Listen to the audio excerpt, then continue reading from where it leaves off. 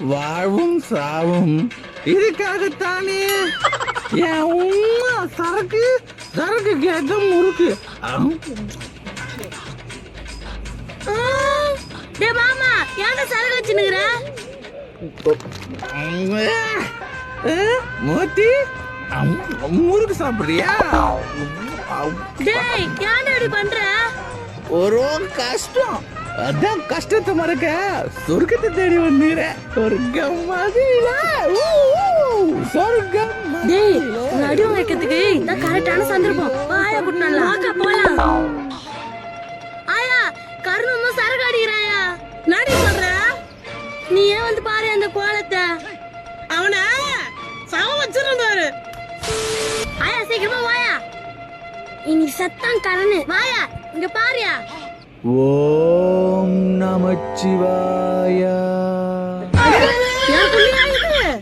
என்ன சத்தம்? அம்மா வாங்கம்மா, கார்த்திகை தீபம்ல அதான் சிவனுக்கு விரதம் இருக்கம்மா. நீங்க என்னம்மா இங்க? அச்சச்சோ நீ விரதம் இருப்பா?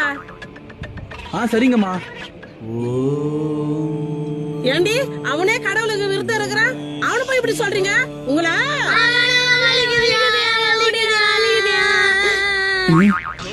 அப்பாடி போயிட்டாங்க. இந்த கட்டிங் அடிக்கிறதுக்குள்ள ஒரு போய் ஆயிட்டேன்.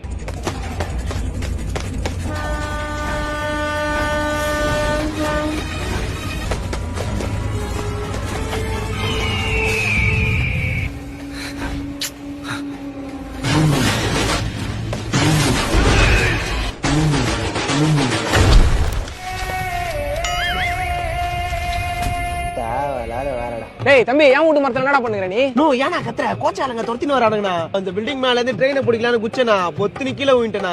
ஏண்டா உனக்கே தெரியுமாண்ணா, அந்த பில்டிங் கீழே பஸ் ஸ்டாண்டு. அழகா 56 சீல ஏறினா 5 நிமிஷத்துல திரும்பி விட்டுருப்பாண்டா ரயில்வே ஸ்டேஷன்ல. தேவையா அதெல்லாம்? இறங்க சீக்கிரம். நோ இறங்க தெரியாம தானே மாட்டி நிக்கிறேன். ஹெல்ப் பண்ணா.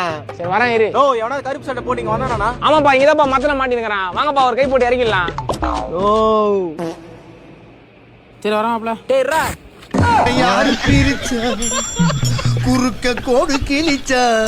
ப்ரோ ப்ரோ ப்ரோ ப்ரே பண்ண ஆரம்பிங்க வந்துருமா ப்ரோ? இல்ல சாப்பிடுங்க. இல்ல பரவாயில்ல ப்ரோ. சும்மா சாப்பிடுங்க ப்ரோ. இல்ல பரவாயில்ல பரவாயில்ல வைங்க ப்ரோ. சும்மா படிங்க ப்ரோ. சாப்பிடுங்க ப்ரோ. இப்படியே போனா வரும் ப்ரோ. அது எப்பறம் வரும்? நம்ம தான்டா போணும். ஏய் வரண்டா தம்பி.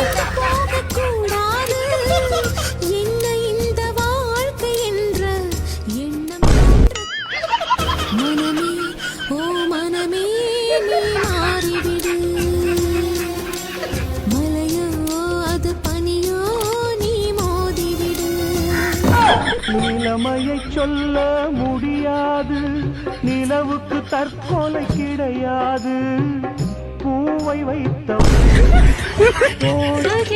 தண்ணியில உரசி விட்டேன் சந்தனத்தை சேர்ந்து சோரலையோ. என்ன சௌரி முத்தன எங்க நிக்கிற? மகளிருக்கு மாசம் 1000 ரூபாய் வரும்ல, அதை எடுக்க போறேன்டா தம்பி. உட்கார்னே போவான். ஆட்டோ நிக்காம போறான் பாரு. ஏன் தம்பி அவரை ஏத்த வேண்டியதானே?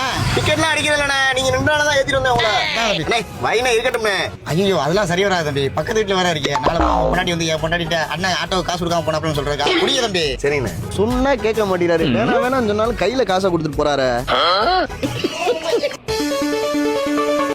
சொல்லுமா. கவிதா வீட்டுக்கார ஆட்டோல போயிட்டு கிழிஞ்ச 10 ரூபா நோட்டு கொடுத்தீங்களா?